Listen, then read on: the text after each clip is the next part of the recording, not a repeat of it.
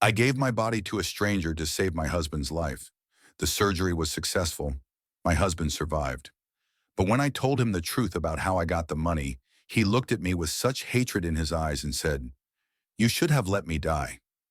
3 months later, he was dead anyway, and it was all my fault. This is the tragic story of Rebecca Coleman, a woman who thought love meant doing anything, sacrificing everything. She was wrong, and by the time she realized it, it was already too late. Nobody thought a desperate decision made in a hotel room would lead to so much pain and destruction. But that is life. It throws impossible choices at us when we are most vulnerable. This is a story about Rebecca. Just Rebecca. Not Rebecca the hero. Not Rebecca the villain. Just Rebecca, a seamstress who loved her husband so much that she destroyed everything trying to save him. Before we begin, I need you to ask yourself one question. If someone you loved was dying, and the only way to save them required you to betray everything you believed in, what would you do? Keep that question in your mind as you watch the story unfold, because by the end, you might have a very different answer. Let's start from the beginning. From the moment Rebecca's world fell apart, the hospital corridor smelled of disinfectant and despair. Rebecca sat on the cold plastic chair outside the intensive care unit, her hands clasped so tightly her knuckles had turned white. Through the glass window, she could see her husband Daniel lying motionless on the bed, tubes running from his body to machines that beeped with mechanical indifference. 3 weeks ago, Daniel had collapsed at work. The doctors said it was his heart, a rare condition that required immediate surgery. The kind of surgery that cost more money than Rebecca had seen in her entire life. "Mrs. Coleman," the doctor's voice pulled her from her thoughts. She looked up, her eyes bloodshot from days of crying. Dr. Ahmed sat beside her, his face carrying the weight of bad news he had delivered too many times. "Your husband needs a heart transplant. Without it, he has maybe 2 months. But even before we can get him on the transplant list, he needs stabilizing surgery, specialized care, medications that aren't covered by your insurance." Rebecca's voice came out as a broken whisper. "How much?" 400,000 naira, Dr. Ahmed said softly. "And that's just to keep him stable while we wait for a donor heart." 400,000. Rebecca worked as a seamstress in a small shop in Surulere. Daniel was a mechanic. Together, they barely made enough to feed themselves and their 6-year-old daughter, Joy. Their entire savings was less than 50,000 naira. "I don't have that kind of money," Rebecca said, tears streaming down her face. "Where am I supposed to find it?" Dr. Ahmed touched her shoulder gently. "I'm sorry, Mrs. Coleman, but without payment, we can only provide basic care, and that won't be enough." That night, Rebecca went home to their one-room apartment. Joy was asleep on the only bed they owned. Rebecca looked at her daughter's innocent face and felt her heart shatter. How would she tell Joy that her father was dying? How would they survive without Daniel? She sat on the floor, her back against the wall, and wept until she had no tears left. The next morning, her friend Kioma came to visit. Kioma was different from Rebecca. She wore expensive weaves, carried designer bags, and always had money. When Rebecca told her about Daniel's situation, Kioma's face grew serious. "Becca, I know a way," Kioma said quietly. "A way you might not like, but a way that works." Rebecca looked at her, confused. "What are you talking about?" Kioma leaned closer, her voice dropping to a whisper. "There are men, rich men who are willing to pay a lot of money for one night of companionship." Rebecca felt her stomach turn. She stood up immediately, shaking her head. "No, never. I can't do that." "Listen to me," Kioma pressed. "I know a man. His name is Chief Adeleka. He's a billionaire.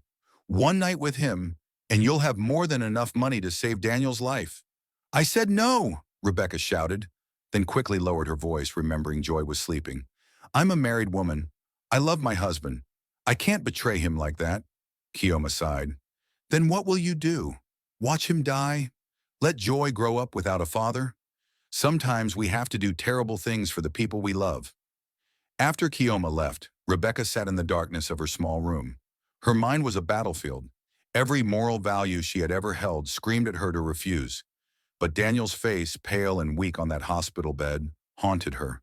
And Joy's voice, asking every day when Daddy would come home, broke something inside her. For 3 days, Rebecca tried everything. She went to her church, and the pastor gave her 20,000 naira from the offering. She knocked on doors of distant relatives, but they all had excuses. She even went to loan sharks, but without collateral, they laughed at her. On the fourth day, Daniel's condition worsened.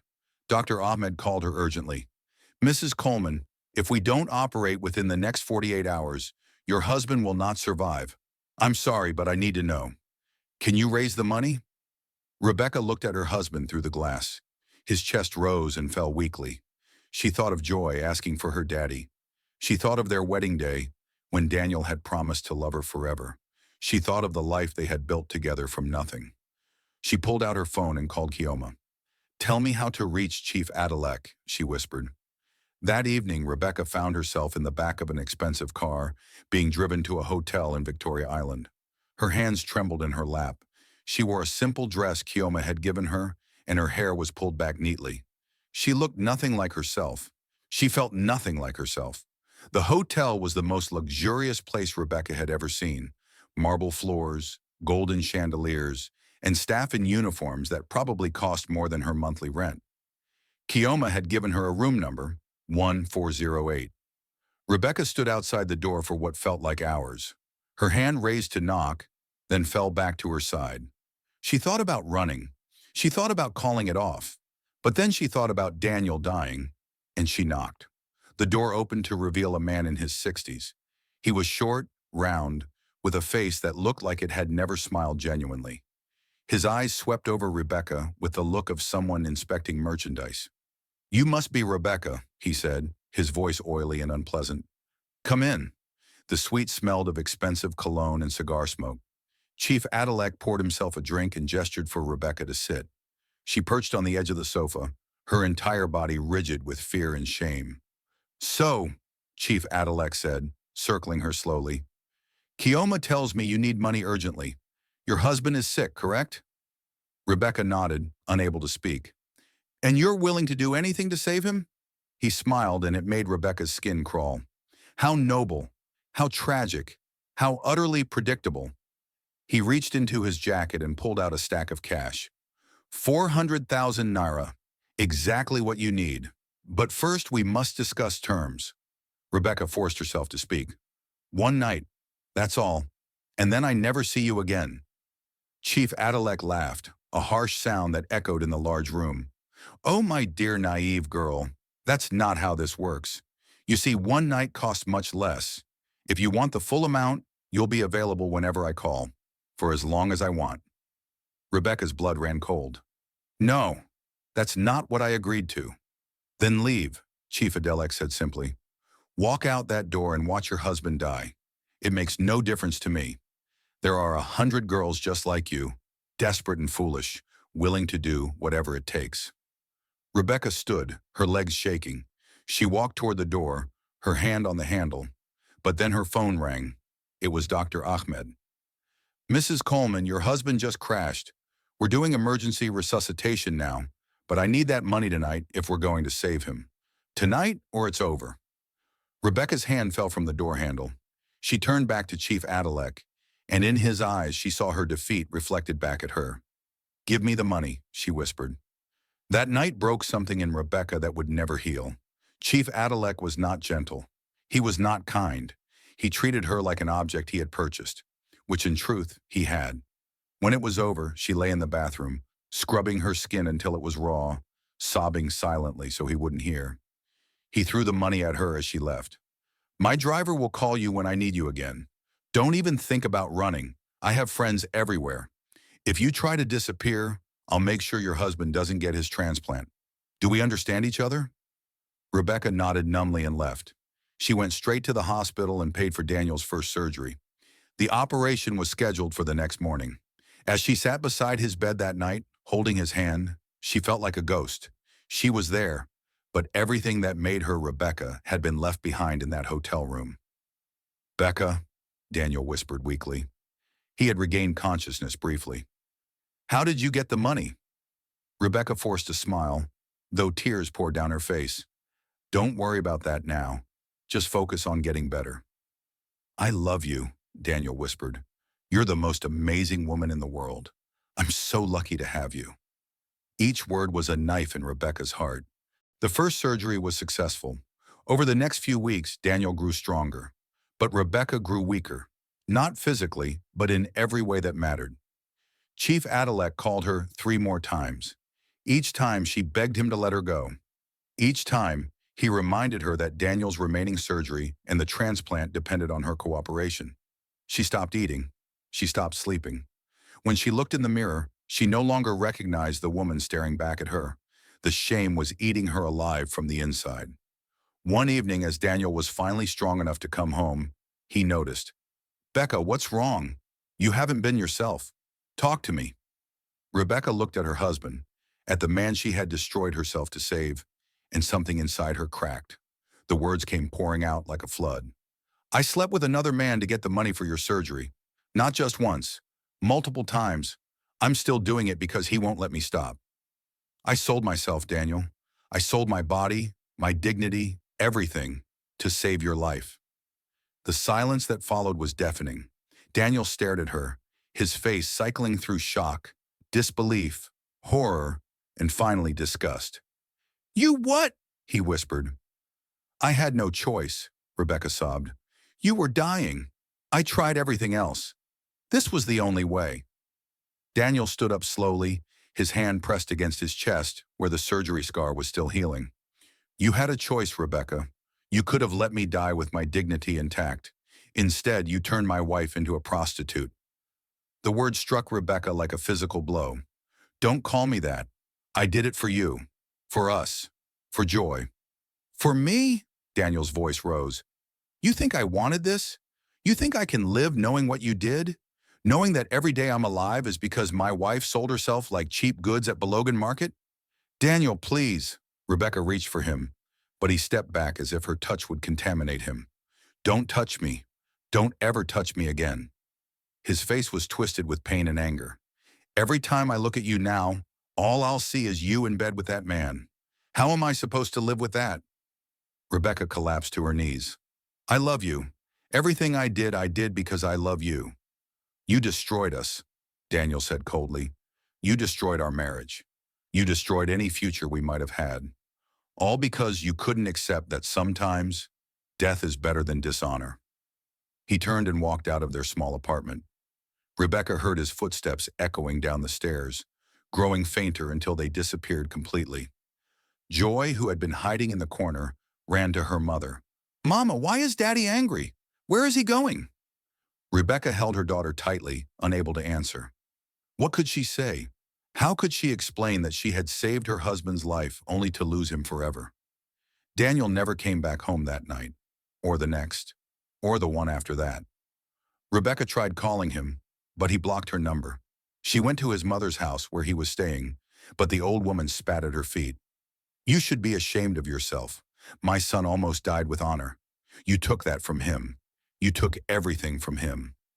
3 weeks after Daniel left, Chief Adalek called again. This time, Rebecca didn't answer. She blocked his number. She didn't care about his threats anymore. She had already lost everything that mattered.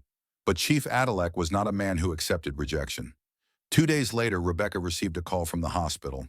Daniel had been removed from the transplant list that was supposed to enable him go for his second and final surgery. No explanation given, just removed. She rushed to Dr. Ahmed's office. "What happened? Why was my husband taken off the list?" Dr. Ahmed looked uncomfortable. "Mrs. Coleman, I received a call from a very influential person. They said your husband was no longer a suitable candidate. There's nothing I can do."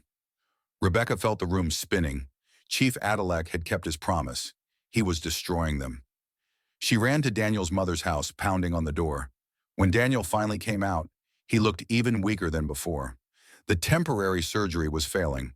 Without a transplant soon, he would die. "They removed you from the list," Rebecca cried.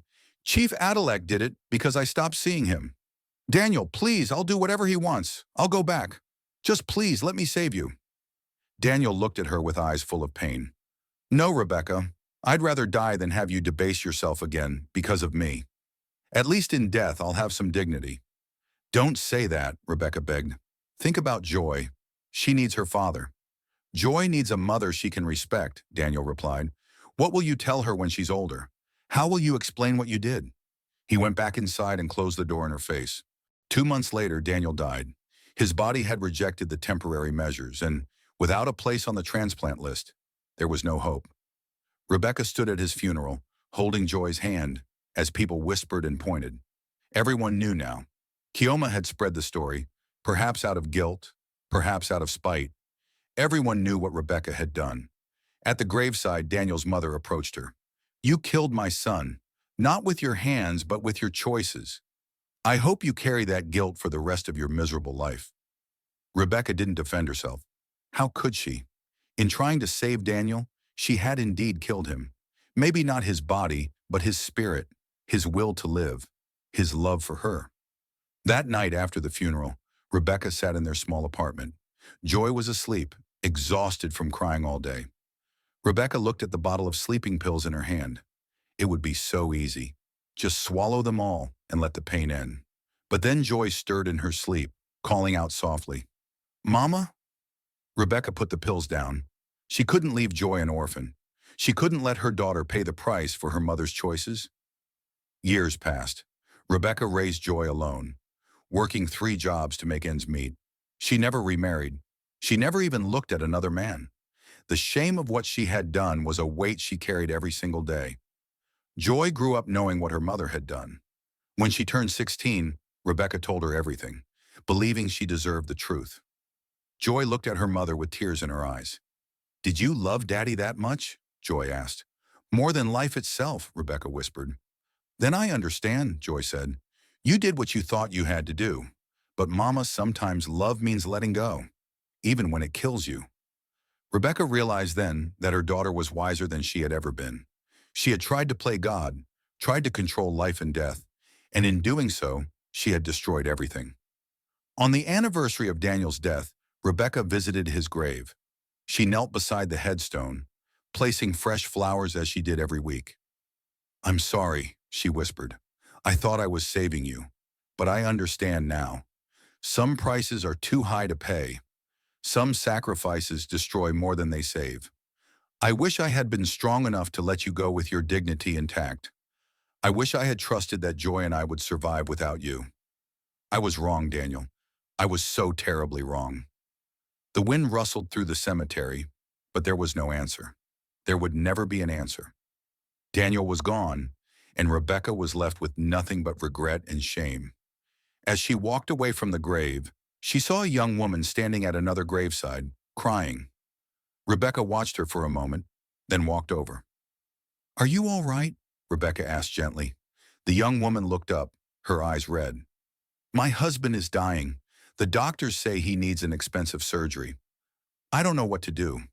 Someone suggested a way to get the money, but it means betraying everything I believe in." Rebecca's heart stopped. She saw herself in this young woman's desperate eyes. She knelt beside her and took her hands. "Listen to me carefully," Rebecca said urgently. "Whatever you're thinking of doing, don't. The price is too high. Your husband would rather die with his dignity than live knowing what you sacrificed. Trust me. I know because I made that choice, and it destroyed everything." The young woman stared at her. "But I love him. I can't just let him die." "Sometimes love means holding someone's hand as they go," Rebecca said, tears streaming down her face. "Sometimes the greatest act of love is accepting what we cannot change. Don't make my mistake. Don't carry my burden. Let him go if that's God's will." The young woman pulled away. "You're wrong. I'll do whatever it takes." Rebecca watched her run away and felt her heart break all over again. History was repeating itself. Another desperate woman about to make the same terrible choice. She returned to the cemetery often after that, hoping to see the young woman again, hoping to save her from the same fate. But she never came back. Rebecca lived with her shame for the rest of her life. She never found peace. She never found forgiveness, not from Daniel's family, not from her community, not even from herself. The money that was supposed to save her husband had instead destroyed her marriage, her reputation, and her soul. Joy grew up to become a nurse. On her graduation day, she told her mother, "I chose this career because of you and Daddy, because I want to help people who face impossible choices. I want to create a world where no woman has to sell herself to save someone she loves, Rebecca cried, proud and heartbroken at the same time. The last time Rebecca visited Daniel's grave before her own death many years later, she whispered the same words she had whispered 1,000 times before. I'm sorry. I thought love meant doing anything, sacrificing everything. I didn't understand that sometimes the most loving thing we can do is nothing at all. I didn't understand that some choices can never be undone. Some wounds can never heal. Forgive me, Daniel. Forgive me for trying to save you. Forgive me for destroying us both. The wind carried her words away into the silence of the cemetery, and Rebecca Coleman, the woman who had sacrificed everything and gained nothing, finally understood the cruelest truth of all. Sometimes the people we save are the ones we lose forever. If this story touched you, please like, share, and subscribe. Leave a comment below. What would you have done in Rebecca's position? Was she wrong to try to save her husband? Should she have let him die with dignity? Let us know your thoughts. And remember, some choices we make in desperation can haunt us for the rest of our lives.